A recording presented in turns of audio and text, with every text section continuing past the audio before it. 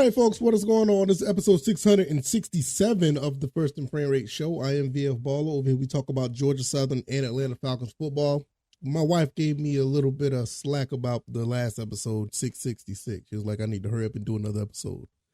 But you know how it is. I understand. But today, we're going to talk some Georgia Southern football. We're going to get our bearings back together. We're going to try to recover. Well, I think I fully recovered from the game this past Saturday and talk about bouncing back. We're going to go to Muncie, Indiana and play Ball State.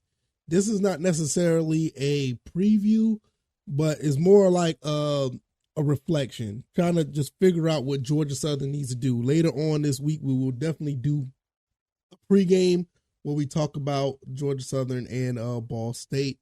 We're going to get into that a little bit later on in the week once we find out the injury report on all players. I'm not sure if Jalen White will be playing, because if he doesn't play, that could be somewhat of a difference maker, even though we do have O.J. Arnold, Terrence Gibbs, and a couple other guys who can get in there and do some things. So we'll get into that, but we're going to look at the team itself first, and we're going to just go from there. So if this is your first time here, welcome. I could be found on YouTube and Rumble. I'm also on Anchor, Spotify, Apple, and Google Podcasts. So if you want to check out the podcast at your own leisure, there's a handful of sites that you can go to listen to the show. I'm also planning on expanding the show to other platforms. Just bear with me. I'm just waiting for the confirmation and the yay or nay if they say yes or no. And we're just going to go from there. I know I said this in a video. I probably said this in the last episode as well.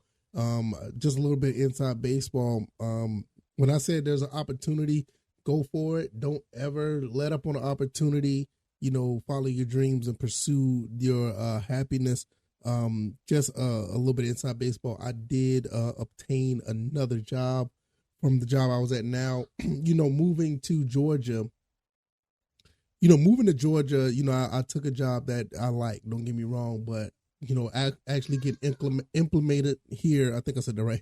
Implemented here in learning, the landscape, living on the opposite side of Atlanta where I was before. I got comfortable and I found a job that I really, really like. And I'm so happy that I was able to get it. So I'm pretty happy about that. And I just took a leap of faith and they picked me, and that's pretty cool.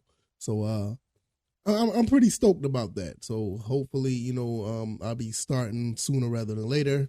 All the paperwork, everything is in the works. It just, they're just gonna get me with a start date, and I'm ready to go. But all right, let's just get into the show, and let's go ahead and get into this. Georgia Southern dropped to Wisconsin 35-14. I think it pretty much gave everybody who's been following this team this year, all the fans, all the alumni, a little bit of humility. I think we kind of humbled ourselves a little bit after beating the Citadel, after beating our I ain't gonna say our rival, but we got some get back against UAB. We were feeling really good, and even in the first, the first half of the Wisconsin game, we were feeling really good. But we got humbled, and I think rightfully so. I think there's some times we need to sit back and understand, like, look, we are playing big boy football and we're playing in the big boy leagues, and this stuff is going to happen until you get everything on point, and to be honest, you may have two. Yeah, and I'm gonna be honest. I mean, you're stretching it out. You may have two college teams now that has everything on point. I mean, you look at Alabama and Georgia. They're looking a little sus right now, you know what I mean? And Ohio State don't look good either. Michigan, or whatever. So it is right now, until you get that type of consistency where you're just going to be beating up on everybody that you play against, you're going to get humbled sometimes. And I think that's what happened with Georgia Southern this past week. I mean, we had every bit of firepower to beat up against Wisconsin, and it showed. But we just got humbled. So what do we do now? Well, we're going up against Ball State. We beat Ball State last year. I think it was like 35-24. Excellent game that we played. Cal Ventries threw for a whole bunch of yards, and we ended up beating them. And now we're going to Ball State. And I think with this game here, I feel that we're going to be we're gonna be in a situation where we can feel comfortable playing some ball. But we gotta take care of what we need to take care of, and that's basically playing smart football. Now, I think for the past 3 weeks, we've been playing smart football for the most part. Davis Brand did kind of get away. It kind of got away from him a little bit. But if he settles back down to where he was when we played against UAB, I mean, I think we're going to be fine. I don't think that this Ball State team is good as UAB. And UAB kind of gave us a little bit of a fight. I think, they gave us a fight when we let the door open up a little bit for them to get a little bit of momentum. But I don't think Ball State has the firepower to do the same. Now, don't get me wrong. They got some guys over there. And like I said, we'll talk about that later on in the week. But what Georgia Southern needs to do is give your defense a chance to get some rest. Because the defense tried their best. They tried their best to hold off Wisconsin as long as possible. Even with UAB, they did what they had to do at certain times to hold it down against UAB. But the defense has to get some rest. We need some good, long, sustainable drives, play some smart football when we have the ball in our possession, and just move the ball well enough to get touchdowns. I mean, field goals here and there is fine, but I think, every 1 in 4 times we go down there, we need to, 1 in 4 times it should be a field goal. The other 3 times need to be touchdowns. So 75% of the time we need to be scoring a touchdown. I mean, and I think that's a really good ratio for the Georgia Southern Eagles to be dominant against anybody. I know a lot of people are already saying that you look at the rest of the Sun Belt, we have a shot to beat anybody else for the rest of the season because conference play starts after Ball State. I tend to believe that, but this is a game that we need to start getting our things together. We need to start getting our things in motion.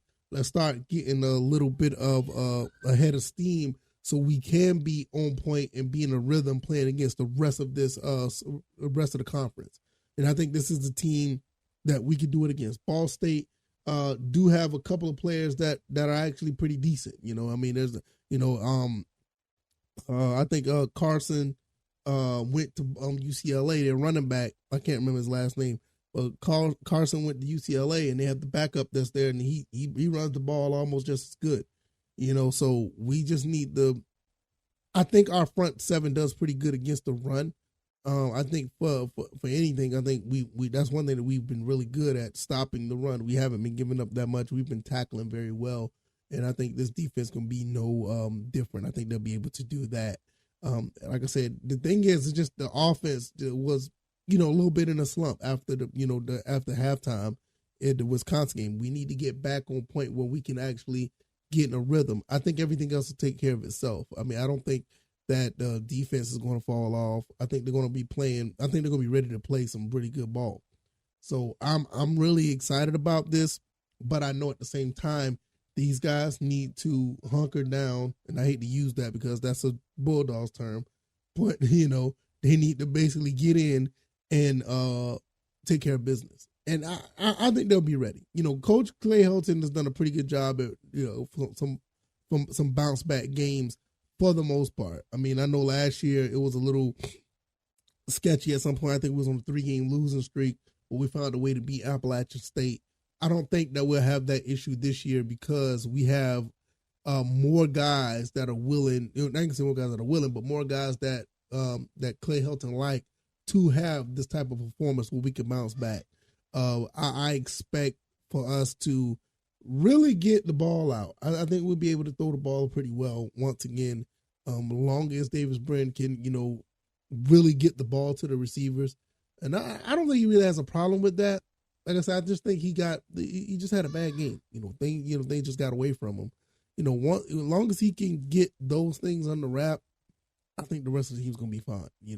Now I really would like to see some smart passes, and I think I really want to see some smart passes and a little bit more of a dose of running. I want to see more run than pass in this go around. I think more like a 60-40 type of deal where we run more than pass. Just try to play a little bit. I'll say a little bit more conservative. Don't be as aggressive unless you really need to, because this team can play some air raid offense and it's very aggressive.